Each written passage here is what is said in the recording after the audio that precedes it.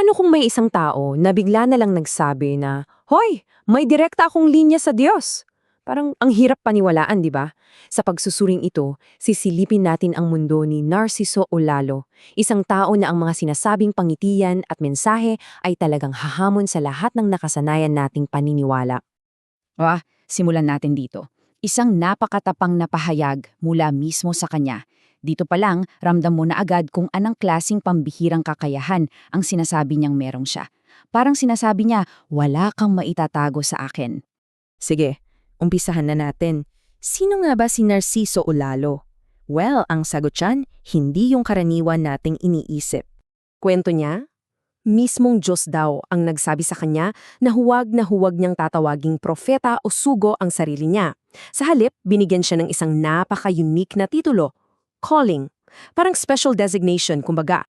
Dito, nagiging interesante. So, anong pinagkaiba ng calling sa isang propeta?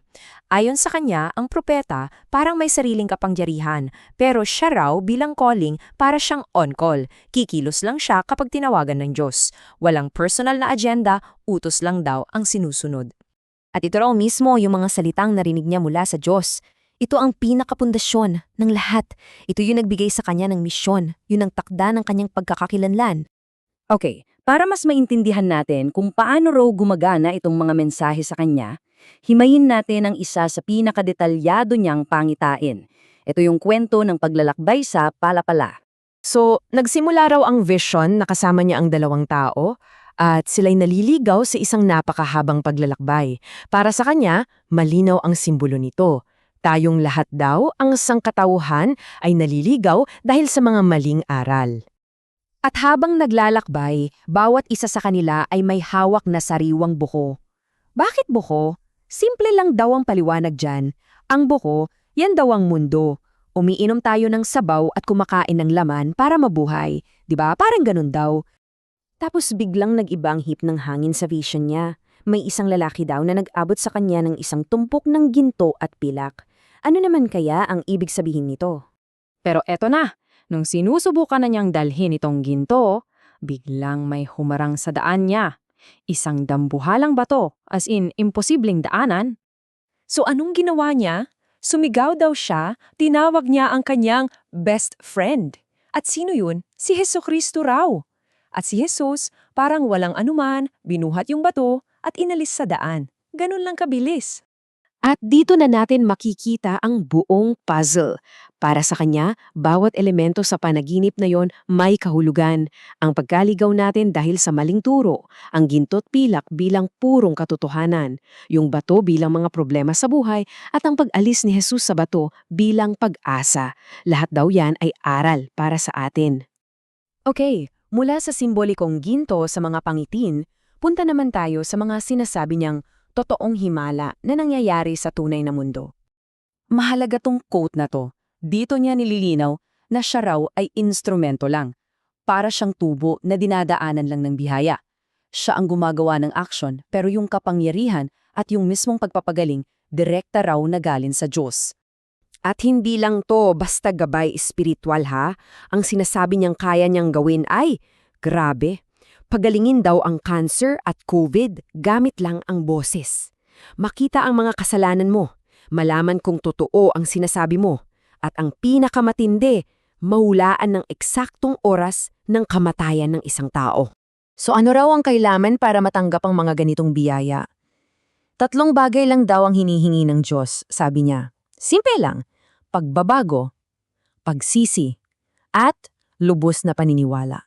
Siyempre, sa mga ganitong klase ng pahayag, hindi maiiwasan ang gulo. At para kay Olalo, sobrang linaw kung sino ang mga itinuturing niyang kalaban.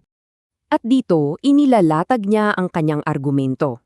Sa isang panig, siya raw, isang ordinaryong tao, hindi nangingihingi ng pera, at ang Diyos daw ang kanyang bodyguard. Sa kabilang panig, ang mga pari at pastor daw kumukolekta ng pera. May mga bodyguard at mga aral daw na gawa-gawa lang ng tao ang itinuturo. Napakalinaw ng pagkakaiba para sa kanya. At hindi siya nagpapaligoy-ligoy. Diretsahan ang kanyang akusasyon. Tinatawag niya ang mga antichrist, ang mga lider ng relihiyon na ginagamit daw ang pananampalataya para kumita ng pera. Napakabigat na salita niyan. Sabi pa niya, dahil sa mga turo niyang ito, marami na raw ang nagtangkang saktan siya. Kasi naman, banta raw siya sa pagkitakitaan ng mga simbahan. Pero kahit may mga banta, ayaw niya raw kumuha ng bodyguard.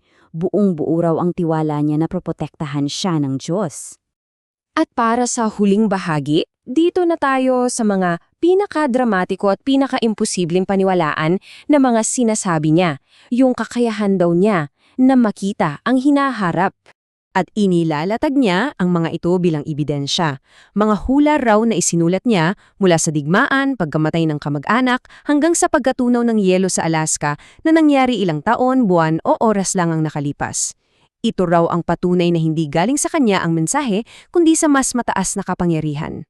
At ano raw ang huling hatol? Ganito raw ang ipinakita sa kanya. Ang mga maliligtas, kasing dami lang daw ng grava. Pero ang mga mapapahamak, kasing dami ng lahat ng butil ng buhangin sa mundo. Grabe yung comparison, di ba? Nakakalula isipin. So, iniiwan tayo nito ng isang malaking tanong. Kapag may isang taong ganito na hinahamon ang lahat ng ating pinaniniwalaan, ano ba talaga ang ibig sabihin nito sa ating paghahanap ng katotohanan? Siguro pinapaalala lang nito kung gaano ka-komplikado at kung gaano ka-personal ang biyahe ng bawat isa sa atin sa paghahanap ng sagot.